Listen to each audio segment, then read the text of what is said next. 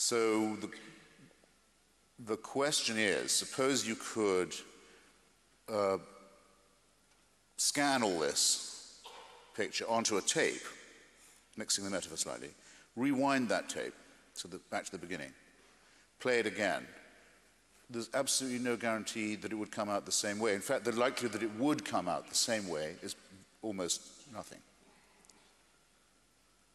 Very sobering thought. And in the succession of evolutions that led to ourselves, there's one moment where there's a tiny creature called the Pichia gracilens. Gracilens simply meaning graceful, meaning bendy, which has the beginnings of a vertebrae system, of a spinal column. And that's the creature from which we got the idea of having a spine and built upon it. If it had been left out of the mix, there's no Homo sapiens either. And it's sort of that big. And if the tape was replayed, it might not show up in the right time and place. From which you conclude randomness and no plan. Well, certainly, I would certainly say no plan. Or, because I can't quite say that, because no one can be that certain, no plan that isn't fantastically wasteful, capricious, arbitrary, and run by a designer who half the time doesn't know what he's doing, a mad scientist, in other words, and possibly a very nasty one. I mean, in other words, certainly you can't say it's a benign plan, no. No, you could not say this was a Heavenly Father plan. The implications of there being a planner of that plan are much more frightening than the implications of it being random. We're running towards the end, but I want to quickly go to Stephen Jay Gould's own philosophy, because you mentioned it earlier. He was not an atheist, in spite of understanding this. He was an agnostic who took the view that science and religion ask different questions about life. And he reached this conclusion: if we keep science and religion apart, neither one can oppress the other. But in fact, he wanted to, and he said this: I believe with all my heart in a respectful, even loving concordat between science and religion. Now, you admire him a lot. Yeah, I do. I think he was one of the great educators of all time, and that's why it cost me a lot of pain to say why I disagree with him and at such length. When he was a boy, he was a Marxist, and I think he overcompensated for not being one by trying to be more friendly towards religion than it deserves. And well, for the reasons I've already given, I don't think it's true that there can be a real coexistence. I think they're constantly trying to patrol the same frontier, and in the case of religion, to cross it in inappropriate ways. I mean, why should it be that in the United States, great country of science and technology and reason, there's this unceasing attempt to have nonsense taught in the schools with government money? They won't quit. They've been beaten back. They keep coming back for more. They try and smuggle it through customs. It used to be when they were strong enough, they would ban the teaching of Darwin. Until the 20s, they could do that in some places. Now they can't do that. The next demand was for equal time, sounds fair, for what they then called creation science. Nice try. That was exposed as a fraud. Then they said secular humanism is a religion. That shouldn't be taught either. The latest is intelligent design. I refuse even to call it that. I refuse to gratify them by using the term. It's creationism. And again, with the equal time demand, fairness, great American virtue. So after the biology class, we'll have the creation period. And then after chemistry, where it'll be time children forget your alchemy books out. This with taxpayers' money. And then we'll be doing, well, you can see how the rest of it will go. After astronomy, we'll be doing our zodiacs. So, no, we're not having it. Now, why don't they say, I want to hear it from them, that it's possible to be a religious person and not preach garbage in school? Let them be the ones to propose this compromise, and then if I see a genuine hand being extended, I might take it.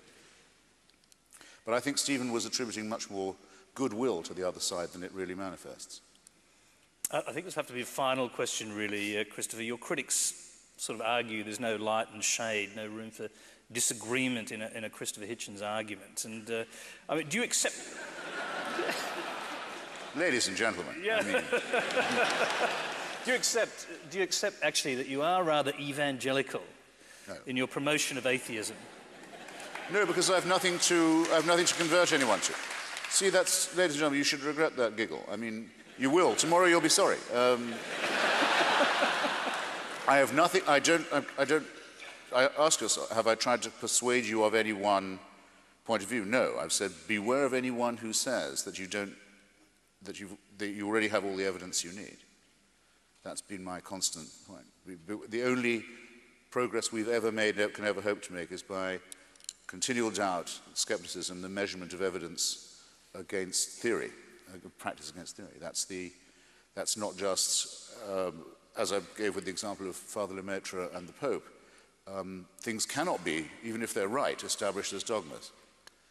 I think I rest my case. Couldn't we end on a more controversial note? We can, if you like. Something bitchier, I mean. I think I've got just the thing, actually, because, and it was Professor Richard Dawkins who did this, put this kind of slight upon atheism, I suspect. He wants you all to be called brights, I guess because you're brighter than the rest of us. Yes. I really wish, I say in my book, he and Daniel Dennett, another great scientist and teacher, I really wish they hadn't done that, because I think it's wrong perhaps 3 ways. I mean, no one could say Father Lemaitre was stupid, for example. That's one thing. 2, if it was a test of intelligence, it would have the unpleasant suggestion that that's how society should be ordered. I mean, like the Brave New World concept of the alpha and the beta and down to the epsilon and so forth, which is a sinister behaviorist form of utopia. And the third is that it gratifies exactly the suspicion of many religious people that they're looked down upon and scorned by the pointy-headed intellectuals and so forth. And I absolutely promise you that I don't do that, even with the real lowbrows and slopeheads among them.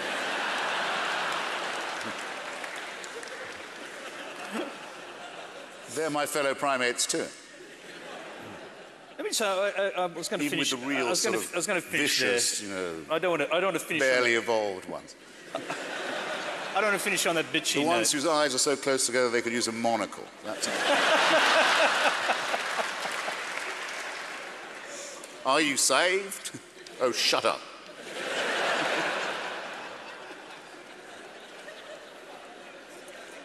Okay, just to be clear, and it's obviously to just about everybody, but an atheist is a person who believes there is no God.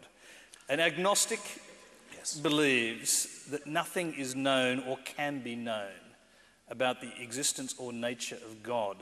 Why is that a less rational position than yours? Sorry, I just jumped like a pea on a hot shovel because I'd meant to say this when you said about Stephen calling himself an agnostic.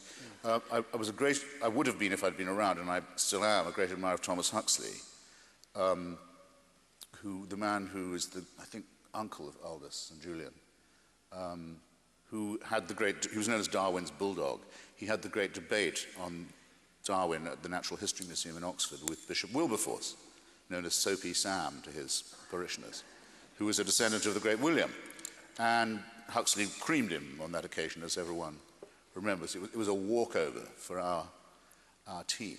And so we're all very grateful to Thomas Huxley, but I can't thank him for his coinage of the term agnostic, which was his bolt whole term. Again, to try for a compromise where I don't really think the basis for it exists. So you don't have to say you don't believe in God. You can simply say not all the returns, not all the evidence are or is in yet, so I won't declare. Now, I think that that's wrong twice. One, you're not saying that you cannot prove that there is no God. No atheist has ever said that. There is a scientist in America called Victor Stenger who's produced a book called God, the Failed Hypothesis, who goes as far now as to say science can definitively say there isn't. But I think that's a very adventurous position. But the atheist view is there's absolutely no reason ever been advanced by another primate to believe that there is one. And when you've got that far, you really ought to say there isn't.